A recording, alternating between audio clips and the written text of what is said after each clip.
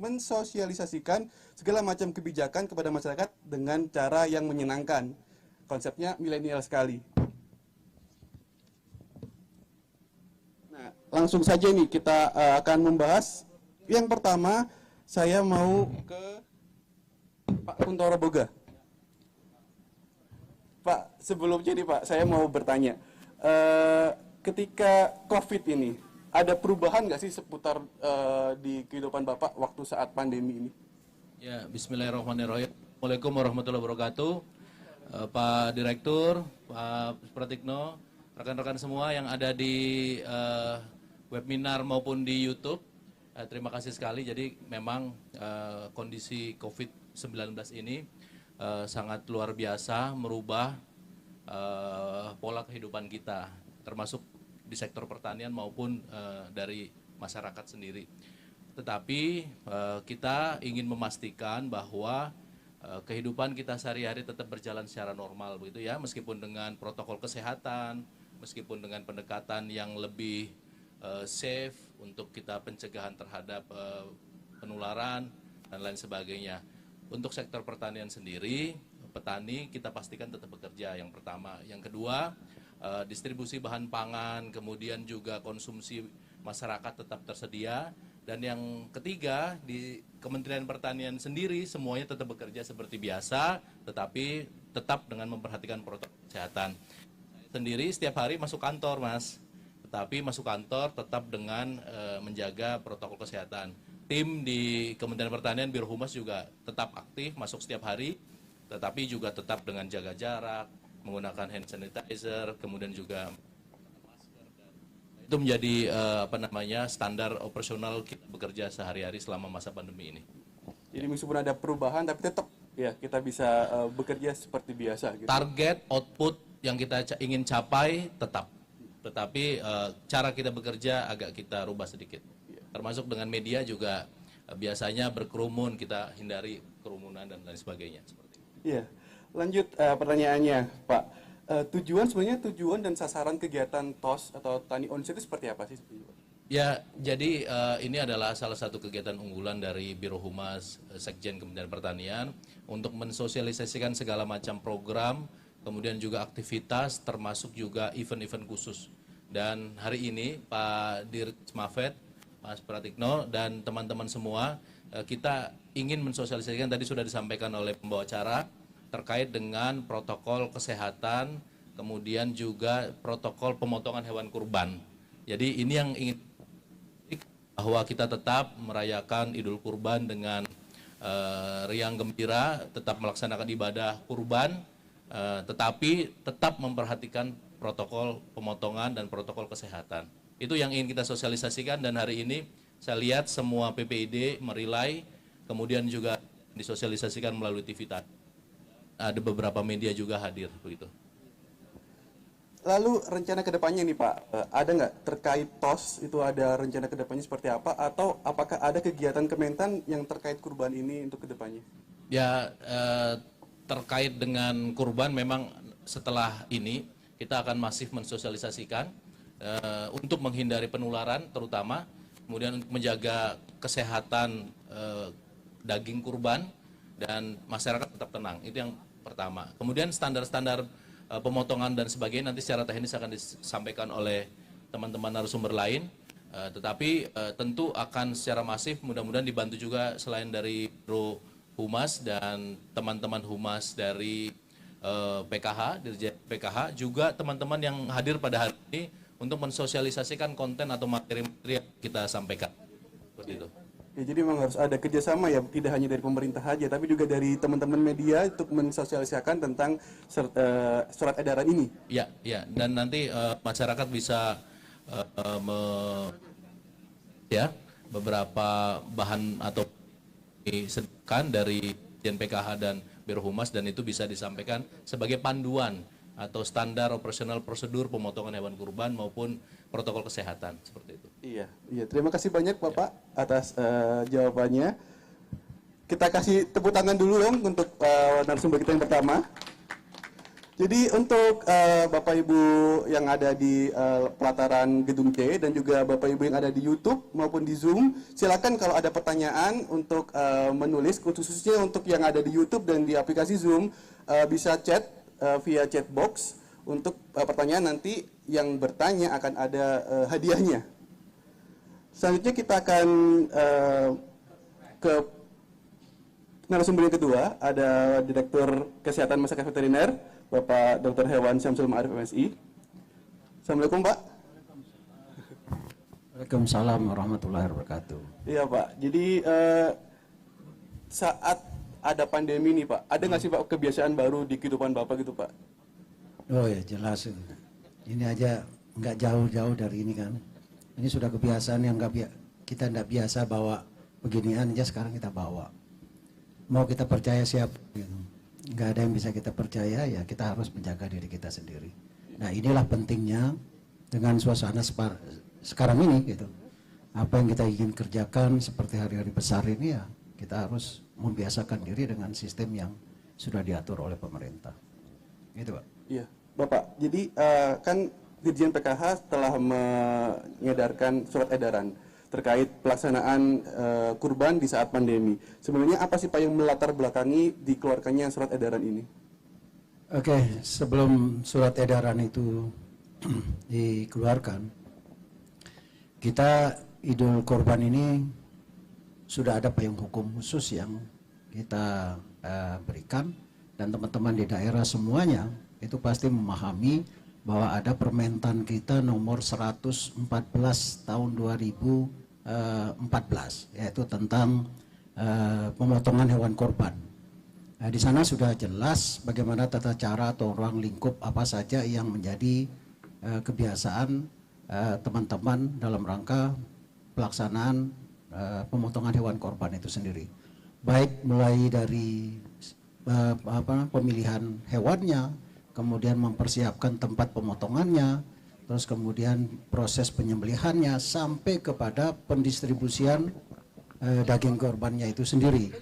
Nah, di sini dalam keadaan khusus inilah yang kira-kira kita punya tanggung jawab secara teknis, tapi di sisi lain kita juga tidak boleh melebihi atau melampaui aturan-aturan pemerintah di instansi yang lain gitu.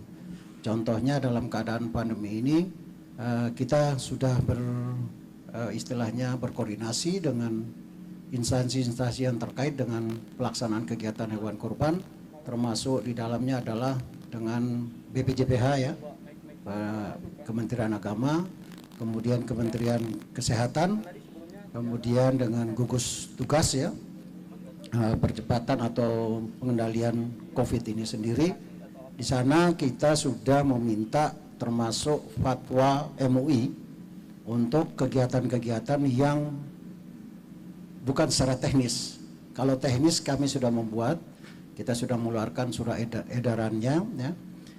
Secara tidak teknis seperti pelaksanaan Idul Kurban yang tadinya biasanya orang itu ngumpul di satu tempat, ada bahkan juga saking keyakinannya mengatakan bahwa kalau bukan saya yang potong rasanya tidak afdol, saya mengorbankan itu, sehingga kita minta fatwa MUI untuk mengeluarkan untuk tidak dilakukan hal-hal yang kira-kira dapat membahayakan atau penyebaran COVID ini bisa tidak terkendali. Nah, kemudian di Kementerian Kesehatan pun punya Permenkes ya, Permenkes nomor 9 tahun 2020 juga mengatur masalah PSBB. Nah, itu juga kita mengadop aturan-aturan itu termasuk dari gugus tugas tadi, sehingga kita keluarkan dalam bentuk surat edaran Dirjen PKH yang nomor 8 tahun 2020 itu. Jadi pelaksanaan hewan korban pada saat pandemi COVID-19 ini. Ya, jadi, gitu, Pak. Ya, jadi karena ada pandemi akhirnya ada kerjasama antar lembaga, ya. Jadi akhirnya keluarlah surat edaran tersebut. Okay. Jadi Bapak selanjutnya tentang ruang lingkup surat edaran itu seperti apa Pak? Ruang lingkup yang kita katakan tadi di sana hampir sama sebenarnya dengan peraturan yang ada di Permentan 114 Cuma nanti ada beberapa yang perlu kita perhatikan seperti pengaturan jarak ya, kemudian higien sanitasi dan termasuk higien personil itu sendiri. Nah, yang kita ruang lingkup yang kita atur di situ adalah persyaratan dan penanganan hewan korban itu bagaimana. Itu kita atur di situ. Kemudian persiapan pemotongan hewan korban itu juga kita atur di situ. Kira-kira yang kita siapkan apa saja dalam suasana pandemi COVID ini sendiri. Kemudian yang terakhir penyembelihan hewan korban dan penanganan produknya atau penanganan daging yang kita distribusinya gitu loh. Ini pada prinsipnya dari kesemua ini titik poinnya adalah sebenarnya kita membiasakan diri walaupun di peraturan kita menyatakan bahwa disarankan semua itu memotong di rumah potong hewan. Tapi karena ini nggak mungkin, jumlah pemotongan kita kalau kita lihat tahun 2019 itu ada 1.800.000. Jumlah rumah potong kita hanya 555 rumah potong hewan. Kalau itu serentak selama 4 hari dilakukan pemotongan, saya jamin nggak sanggup rumah potong itu. Nah sehingga dalam keadaan COVID ini tetap anjuran ke rumah potong hewan, tapi kalau tidak tetap kita lakukan di luar rumah potong hewan dengan persyaratan-persyaratan memperhatikan protokol kesehatan itu sendiri ya. Itu termasuk saatnya penjualan, kita juga menyarankan penjualan itu kalau bisa secara daring gitu ya, bisa online, dan begitu juga terhadap pendistribusian hewan korban itu sendiri. Itu yang sedikit di stressing di ruang lingkup yang kita ingin atur di surat edaran itu. Jadi pemerintah bukan membatasi untuk ruang gerak melakukan ibadah, tapi ada protokol-protokol yang harus dilakukan supaya COVID ini nggak semakin banyak menyebarnya. Sebenarnya itu. Jadi ada poin-poin penting di situ. Yang penting penyelenggaraannya tetap akan diselenggarakan bersama-sama, cuman ada kontrol di situ untuk mata penularan dari COVID-19 tidak semakin meluas. Terima kasih Bapak Direktur. Terima kasih. Selanjutnya kita mengarah ke pembicara yang selanjutnya. Jadi sangat sibuk sekali, khususnya saat-saat Idul Adha. Gimana kabarnya Pak Tikno? Alhamdulillah baik. Alhamdulillah baik. Sebelum kita berbicara lebih lanjut tentang penanganan saat kurban, kondisi sekitar saat pandemi ini ada seperti apa di sekitarnya Pak Dikno? Kalau saya sih yang jelas jadi banyak berkumpul dengan keluarga. Alhamdulillah justru anak-anak saya tidak pada sakit pada saat di rumah karena tidak interaksi dengan orang lain. Kemudian hikmahnya bagi saya adalah saya jadi kayak dari hari ini saya punya 3 acara bisa kepegang semuanya karena semuanya online semuanya. Mau tidak mau saya harus sedikit dengan teknologi begitu. Iya. Jadi selalu ada pelangi setelah badai. Itu ya. Jadi pertanyaannya Pak Tikno, sebenarnya aspek penting dalam pemotongan hewan kurban itu apa sih? Jadi yang perlu ditekankan adalah yang terutama di masa COVID ini adalah jangan ngeyel dengan biasanya. Semua orang itu jangan ngeyel dengan biasanya. Pekurbannya jangan ngeyel dengan biasanya saya nyembelih, biasanya saya nonton. Masyarakat juga begitu, biasanya saya ikut melihat, sekarang tidak boleh. Kemudian para mustahik biasanya berkumpul ngantri di dekat ini, maka kemudian itu juga jadi tidak boleh lagi. Dan khusus untuk COVID ini adalah hikmahnya bagi saya adalah mungkin inilah saatnya menerapkan atau melaksanakan Permentan 114 2014 dengan tanpa banyak hambatan, karena mudah-mudahan masyarakat menuruti karena MUI sudah memberikan guidance begitu. Kemenkes sudah memberikan guidance, kita Kementan juga sudah memberikan guidance. Mudah-mudahan ini saatnya melaksanakan ibadah penyembelihan hewan kurban yang sesuai dengan Permentan 114 2014. Yang diperhatikan tentu saja adalah keselamatan manusianya, protokol kesehatan bagi manusianya. Yang kedua adalah jangan sampai kita terlena dengan COVID-19, tapi penyakit menularnya nanti zoonosisnya terlewati. Yang ketiga adalah kesejahteraan hewannya tetap harus juga diperhatikan. Iya, jadi memang ini, jadi jangan terpusat ke COVID-19-nya aja, padahal ada aspek zoonosis yang harus diperhatikan ya oleh masyarakat sekitar. Betul sekali. Iya, takutnya itu orang-orang terlalu fokus ke COVID-19-nya, padahal sebenarnya ada beberapa bahaya yang seharusnya lebih mengancam kepada mereka. Selanjutnya, pemilihan hewan kurban. Jadi ini ada salah satu yang memang poin penting nih, ketika kita kurban, kita harus memilih hewan kurban. Nah, sebenarnya pemilihan hewan kurban yang benar, yang baik itu kayak gimana sih? Ini satu-satunya sapi yang biasa saya pangku-pangku ya, saya peluk-peluk. Ada 4 kriteria untuk hewan kurban dan keempat-empatnya itu harus dipenuhi. Yang pertama sehat, yang kedua adalah tidak cacat, yang ketiga adalah gemuk, yang keempat adalah musinah. Itu jadi 4-empatnya harus terpenuhi. Sehat bagi masyarakat umum, ya yang penting dia masih aktif bergerak, masih aktif berinteraksi, berkelahi dengan sebelahnya, saling menaiki dengan sebelahnya, masih mau makan, rambutnya mengkilat, begitu ya. Insya Allah itu sehat ya, karena yang masyarakat banyak ya bisanya situ gitu loh, kecuali memang dokter hewan atau tenaga-tenaga yang terlatih. Itu yang pertama. Yang kedua adalah cacat. Nah, cacat di sini kemarin baru ngaji ke beberapa. Untungnya saya keliling itu karena biasanya tandem saya itu ulama. Jadi saya banyak ngaji gitu loh. Jadi cacat yang dimaksud adalah cacat yang mempengaruhi terhadap jumlah dagingnya. Misalnya yang pincang, yang buta itu karena pincang dan butanya, maka menyebabkan dia tidak bisa mengakses makanan sehingga dia menjadi sangat kurus begitu. Tapi ada beberapa batasan yang bahwa memang dia harus telinganya tidak robek, yang tidak buta yang kelihatan sekali butanya, yang tidak pincang yang kelihatan sekali pincangnya, atau tadi sakit-sakit yang lain yang memang berpotensi mengurangi dagingnya. Itu yang kedua. Yang ketiga adalah bahwa dia gemuk. Kita akan membagi dagingnya. Jadi kalau hewan kurus itu yang berkurang dagingnya, tulangnya mah tetap begitu loh. Kalau hewan kurus berarti tulangnya lebih banyak, dagingnya sedikit. Maka diusahakan adalah yang gemuk, yang mahal. Maksudnya adalah supaya memang dia adalah bagus begitu. Yang terakhir adalah musinah. Nah, ini musinah inilah yang kemudian kemudian kadang-kadang tidak menjadi suatu perhatian. Pasti ada hikmahnya kenapa kok Rasulullah menyatakan bahwa harus yang musinah. Musinah adalah berganti gigi. Kalau sudah berganti gigi maka artinya dia sudah dewasa.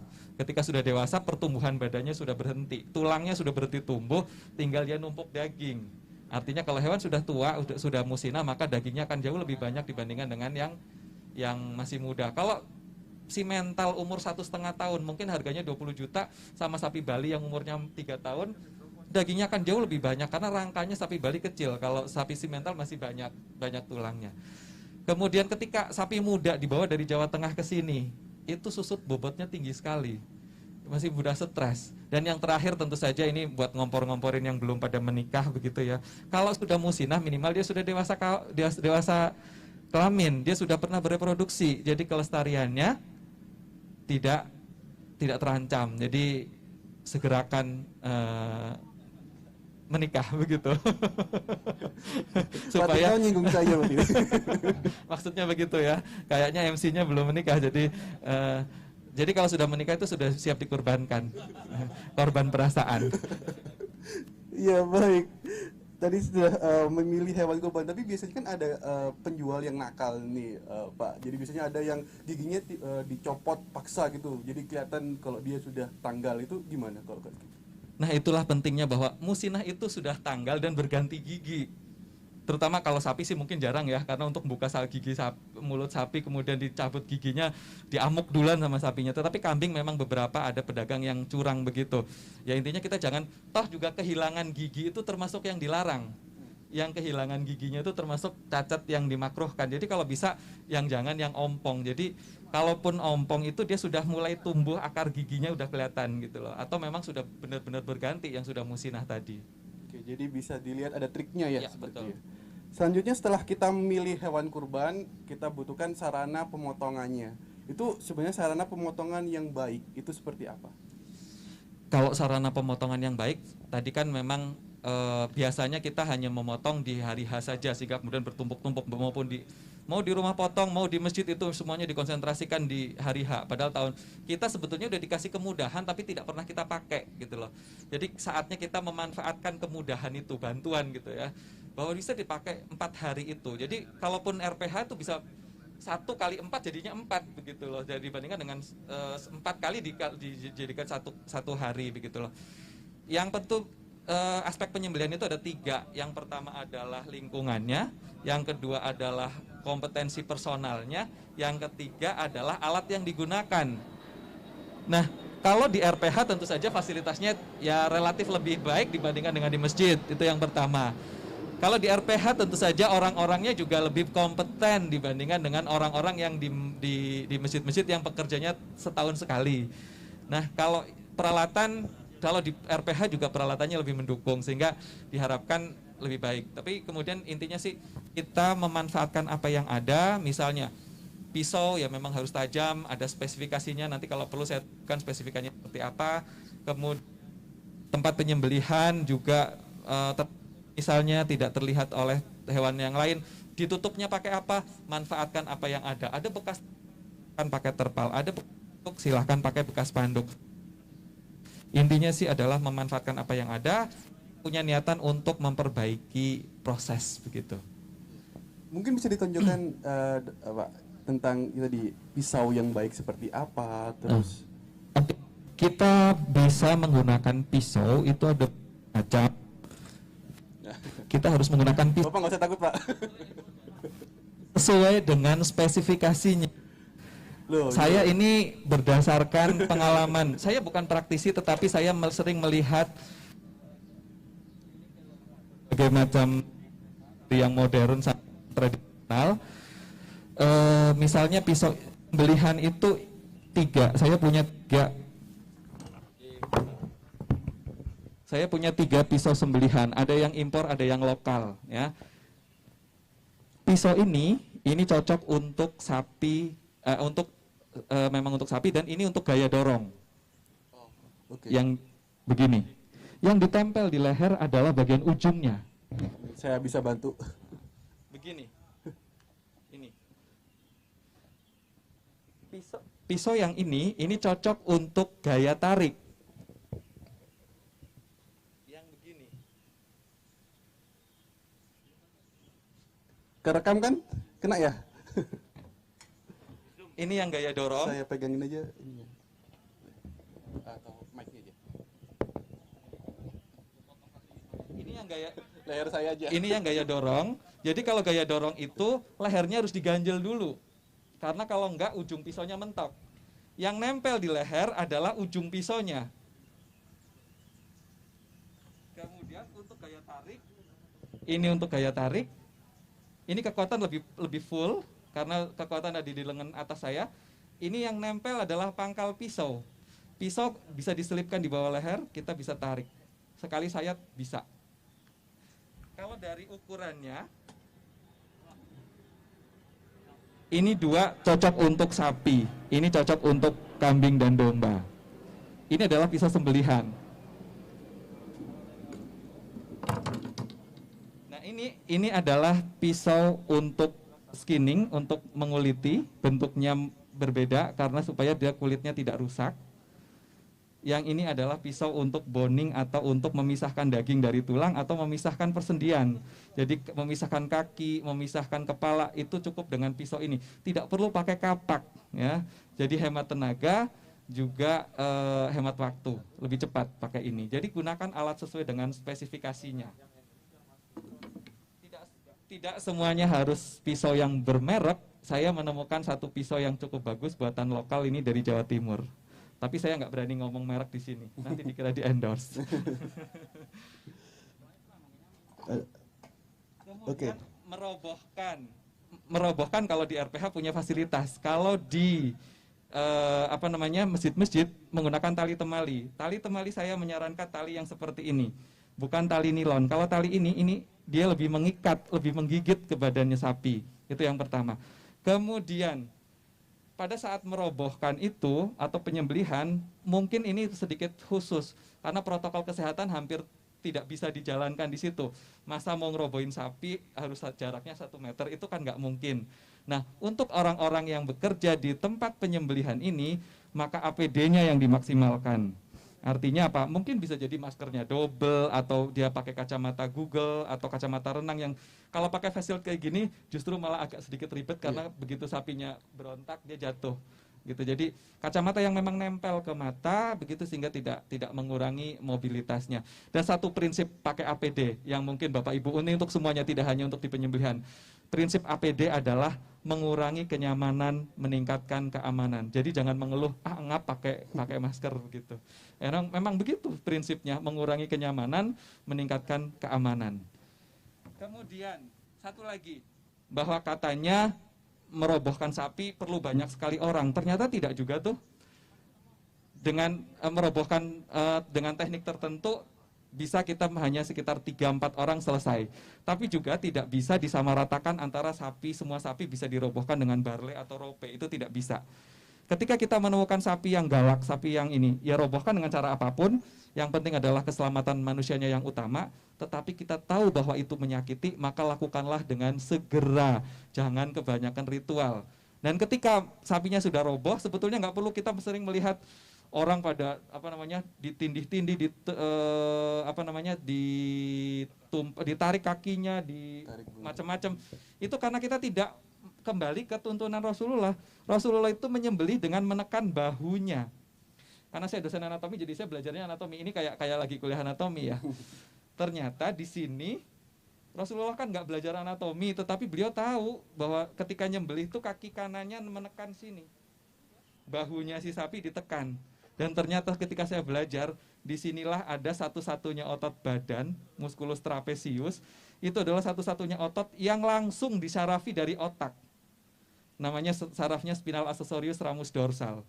Nah ketika ini ditekan, sapi itu akan lemes, akan tenang, akan diem. Jadi sebetulnya nggak perlu orang duduk di sini, megangin di sini, duduk di sini, tarik ekor segala macam. Itu nggak perlu. Jadi memang minimal kita kan disuruh mengurangi kontak, mengurangi kerumunan. Ya coba deh pakai teknik yang diajarkan oleh Rasulullah ini. Cukup orang mungkin satu narik talinya dari sini, gitu ya, dari belakang sini. Misalnya ini yang saya pakai yang tali sapi galak ya, kaki kiri depan diikat, kemudian talinya saya bawa ke belakang, kemudian saya masukkan ke bawah sini, saya tarik sehingga otomatis kaki depan kiri terikat, kaki belakang dua-duanya terikat. Ini ditarik maka dia akan roboh. Satu orang tetap narik ke belakang, satu orang bantuin megangin kepala, satu orang nyembeli sambil ditekan sininya, kaki kanannya, kuda-kudanya nekan sini. 3 orang cukup untuk menyembeli sapi. Jadi nggak perlu ditumpuk-tumpuk banyak orang di sini. Kebanyakan ya. Kira-kira itulah prinsipnya. Tapi itu penting sekali buat masyarakat khususnya ya, apalagi saat COVID ini memang harus ada tips dan trik supaya nggak banyak orang yang ada di lokasi penyembelihan. Betul sekali. Jadi 3 orang sudah cukup. Betul, 3-4 orang cukup lah di situ. Jadi gitu, jadi bisa dipraktekkan nanti mungkin Bapak Ibu yang ada di rumah yang menyaksikan kita secara live. Selanjutnya proses pemotongan. Proses pemotongan yang wajib yang diketahui oleh orang-orang itu seperti apa? Jadi kalau saya sih sebetulnya ada perbedaan pendapat mazhab ya. Ada yang mengatakan cukup hulkum sama mar'i, trakea sama esofagus. Tetapi bagi saya yang berkecimpung di anatomi kemudian di keserawan juga, bahwa yang paling cepat mematikan adalah pembuluh darah. Dan saya ikut fatwanya MUI bahwa untuk menjadi halal adalah memotong 3 saluran, yaitu hulkum atau saluran nafas, mar'i atau saluran makanan, dan 2 wajadain atau pembuluh darah arteri. 3-tiganya kepotong sekaligus. Nah tadi tekniknya, kalau mau yang gampang kekuatannya penuh adalah yang metode tarik. Itu insya Allah kalau pisaunya tajam, metode tarik itu sanggup sekali sayat terpotong semuanya. Kalaupun tidak sanggup sekali sayat, boleh maksimal 3 kali kalau di SKKNI, tapi tidak diangkat pisaunya. Jadi kalau belum yakin, belum kepotong, pisau itu jangan dulu diangkat dari lehernya, kita bisa gerakan ke atas bawah 2-3 kali. Gitu. Yang penting yang tadi ya, jadi jangan sampai terangkat meskipun tidak sekali tugas. Tidak sekali sayat, tapi sayat. Ya. Selanjutnya tadi sudah disinggung sedikit tentang kesejahteraan hewan. Jadi penerapan kesejahteraan hewan saat Idul Kurban itu seperti apa sih yang penting, Pak? Yang jelas kita harus ketika ngomong keserawan itu harus kembali lagi ke indranya si hewan. Dia sensori modalitisnya apa? Dia sensitif di telinganya. Dia sensitif di penciumannya, dia sensitif di matanya. Yang pertama, kita dilarang mengasah pisau di dekat hewan yang akan disembelih. Artinya apa? Dia bukan takut sama pisau sama asahan, bukan, tetapi dia takut dengan bunyi asahan dengan beradu dengan pisau. Itu yang pertama. Kemudian dia tidak boleh sapi yang dia harus diberikan minum, tapi kalau puasa justru harus dipuasakan.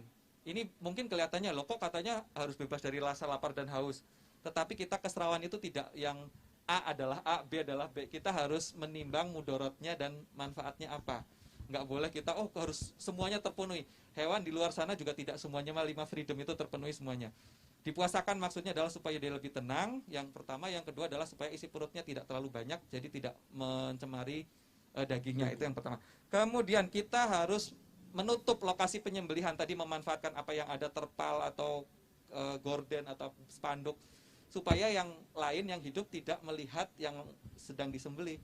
Tapi bukan sebetulnya melihat dalam arti sesungguhnya, tetapi sebetulnya karena dia takut dengan dia mendengar suara sapi yang sedang disembelih. Dia mencium aroma darah dari sapi yang sebelumnya. Jadi sebaiknya sih memang tidak sekedar ditutup, tapi memang jauh antara tempat penampungan dengan tempat penyembelihan itu. Kemudian ketika pisaunya harus sangat tajam, itu juga termasuk aspek keserawan. Kalau pisaunya tajam, maka dia sanggup mengiris sekali sayat. Artinya lukanya menjadi tidak banyak, lukanya tidak lebar. Kemudian kalau pisaunya tajam, maka dia sayatannya jadi halus. Kalau sayatannya halus kayak sayat silet, darahnya jadi ngocor terus, nggak bermampet-mampet. Kalau ngocor terus berarti cepat habis, cepat mati, cepat selesai penderitaannya. Itu juga aspek keserawan. Kemudian lagi misalnya yang sakit, yang patah kaki, patah tanduk misalnya. Kalau menurut Ustadz Abdul Somad kemarin sih, kalau yang itu memang dibelinya normal, kemudian patah kakinya di lokasi, katanya masih hanya ya makruh sedikit, begitu masih boleh dipakai. Tapi dimanapun, baik di RPH maupun di masjid, kalau yang lihat ada yang luka terbuka, dahulukan itu dipotong, supaya dia cepat selesai penderitaannya. Jadi itu kira-kira prinsip-prinsip keserawan yang ada di tempat penyembelihan. Jadi bukan untuk menghilangkan stres, bukan untuk menghilangkan rasa sakit, tapi prinsipnya kita ingin mengurangi sesedikit mungkin penderitaannya itu. Dan jangan dibikin lama-lama. Sapi itu nggak pernah tiduran kayak gini sapi. Sapi itu duduk. Jadi ketika sudah tiduran kayak begini, dia dalam kondisi sangat tertekan. Di dalam SNI itu kalau tidak di stunning itu 10 detik dalam posisi ini harus sudah disembelih. Jadi jangan kebanyakan doa, jangan kebanyakan ritual yang tidak perlu. Meskipun itu boleh, tapi silahkan lakukan sebelum sapinya dirobohkan. Ya, begitu sudah dirobohkan, misalnya menyebutkan nama-nama pekurban, boleh lakukanlah sebelum sapinya roboh. Begitu roboh, Bismillahirrahmanirrahim, selesai. Itu. Jadi dia tidak dibuat lama-lama tersiksa. Jadi harus ada perubahan ya? Betul. Situ. Jadi biar yang penting mempercepat penderitaan sapi itu sudah memenuhi konsep dari kesejahteraan. Karena nggak mungkin nggak sakit, nggak mungkin nggak stres, begitu. Terus kemudian saya bawa kertas, jadi saya belum ini bagaimana pisau itu dikatakan tajam. Oke, iya ini.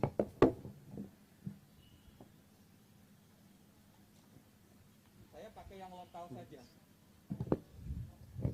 pakai yang lokal saja. Artinya pisau lokal juga ternyata tajam. Ini tajam. Ya. Jadi sanggup menebas, mengiris. Nah ini. Kadang-kadang kalau saya melihat ada yang pingin tajam begini. Kalau ini agak sedikit menipu, agak sedikit tricky. Karena kalau di sini tajam, di sini enggak akan ini. Tapi ketika ditebas, ini adalah insya Allah semuanya tajam. Enggak bisa ditipu kalau ditebas. Kalau dia tumpul, maka akan robek hasil tebasannya. Nah, itu juga tips juga ya. Kadang ada beberapa yang ini Pak. Jadi saya sempat beberapa kali ada pengawasan ditugaskan oleh kantor. Itu saya melihat memang masih banyak yang pisaunya kurang tajam. Akhirnya harus disayat beberapa kali. Ya, betul. Jadi memang ini tipsnya supaya kita tahu pisau itu sudah tajam adalah hanya dengan menggunakan kertas sekali tebas, berarti sudah pasti sudah tajam. Itu sudah cukup sekali. tajam. Iya. Terima kasih banyak untuk Pak Tikno. Silakan tepuk tangan. Iya, saya ingatkan juga untuk para pendengar yang ada di YouTube maupun yang di aplikasi Zoom, silakan jika ada pertanyaan untuk disampaikan via chat box. Lalu selanjutnya kita akan undang pemateri kita yang terakhir, ada Dr. Medvet Dr. Hewan Denny Widaya Lukman MSI. Pak Denny? Pak Denny sudah terhubung?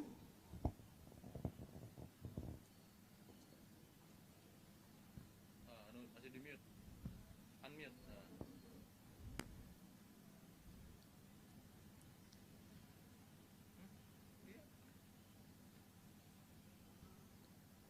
Unmute, masih mute. Iya.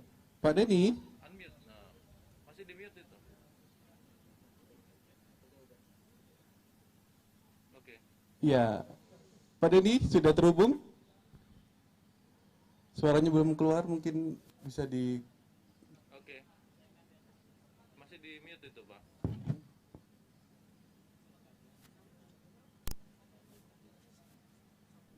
Masih di mute. Masih mute itu, Pak. Masih di... Iya, masih di mute mungkin. Belum dikeluar. Open kan dari sana. Ah, ini dah, mulai kedengeran. Sudah. Belum. Kurang kenceng. Bentar, bentar Pak Denny. Sudah oke? Oh, sudah belum keluar di sini. Mohon izin Mas, mohon